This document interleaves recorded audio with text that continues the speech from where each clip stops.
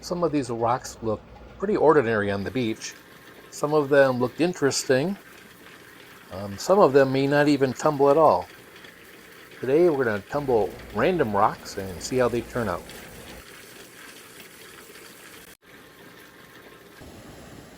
Whenever I'm walking on the beach, I'm usually looking for rocks that have some kind of potential. Some that have bright colors or interesting patterns or textures. And sometimes I have no idea what I'm picking up. Usually I try to do the most interesting ones, and sometimes I like to do experiments. Today I'm actually choosing the rocks that I think will not tumble well. So let's see how that goes. So here's the batch I'm going to try to tumble.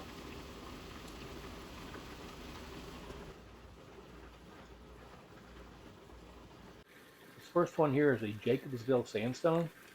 Sandstone is typically fairly porous and doesn't tumble well. These next are also sandstone. I doubt they'll work well, but the one on the right seems to have some shine already. This one is not sandstone. I think it's something like a gneiss with a lot of mica. And because of that mica, I think that may just polish out, so I'm guessing it's not going to work very well. I think the stripy one is a siltstone, basically a layered sedimentary rock.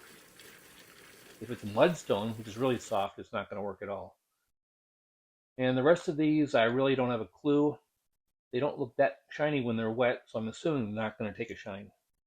The best thing to do to see if they will tumble well is to test the hardness, which you can do at home pretty easily. Things like steel nails, a knife, pane of glass. That tells you how hard they are on the official Mohs scale from 1 to 10, with 10 being diamond. It's not going to be a perfect test, but it will give you a clue, and you really do want to do the ones together that are close, at least in hardness.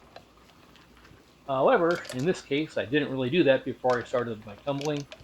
Kind of just eyeballed them and chose rocks that I really wouldn't try to tumble normally. So, into the tumbler. Note that I am adding some ceramic media here, mainly because they're pretty soft. I normally wouldn't do this for stage 1, but I don't want them bouncing around too much. Spoiler though, this didn't really matter in my experiment here. For stage 1, I'm using a 6090 silicon carbide grit. This is the stage that does most of your shaping.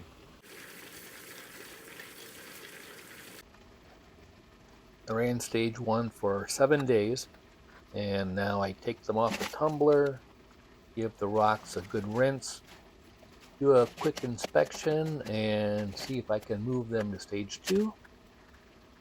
They look okay. Let's go on to stage 2. And we have an issue.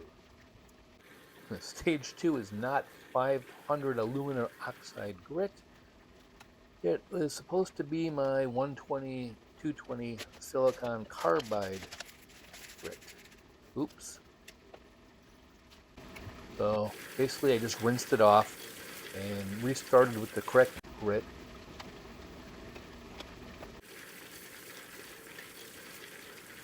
Now after a week, stage 2 is complete.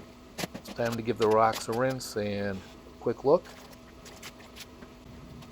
They look good to me, so it's time to start stage 3, this time using the correct grit, which is the 500 aluminum oxide. And after another week, stage 3 is now finished. Rinse the rocks, and I'm going to run a cleaning cycle with borax. Just about a tablespoon or so with some water to clean it off, make sure I get all the grit.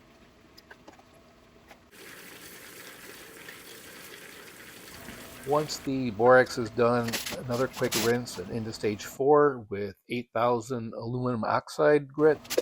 And again, I'm going to run this for a week.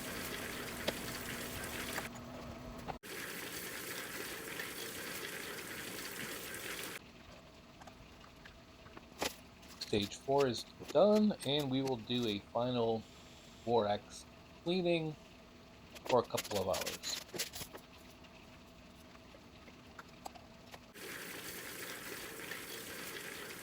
And after about a month in total, the batch is completely finished. And let's see if any of these are a surprise. The Jacobsville sandstone didn't change too much. Feels about the same, and it has some pitting there. This one got no shine at all. I have no idea what it is. Anyone know? Here's another sandstone that didn't change very much, although it did start with some shine. So I'll call it a silicified sandstone. And here's that other sandstone, which did surprise me. I really expected no change, and it got kind of shiny. And because of all the mica flakes that it had in it, I didn't think it would shine at all. It would just undercut. But it actually looks pretty good. This siltstone got a little bit of shine, but it's also pretty pitted. I believe this one is a banded siltstone as opposed to a banded chert because it was not very smooth or waxy to begin with. It took a really good shine. And again, here's what we started with. As I mentioned, I chose these because I thought they would not tumble very well. It does look like I was correct with a few of these, and completely wrong with a lot of the other ones. So my final thoughts are, if you aren't sure, I'd say just go ahead and give it a try. You may find that some of the rocks you almost didn't pick up will become some of your favorites. As always, please leave a comment if you think I've got some of this wrong, and thanks for watching.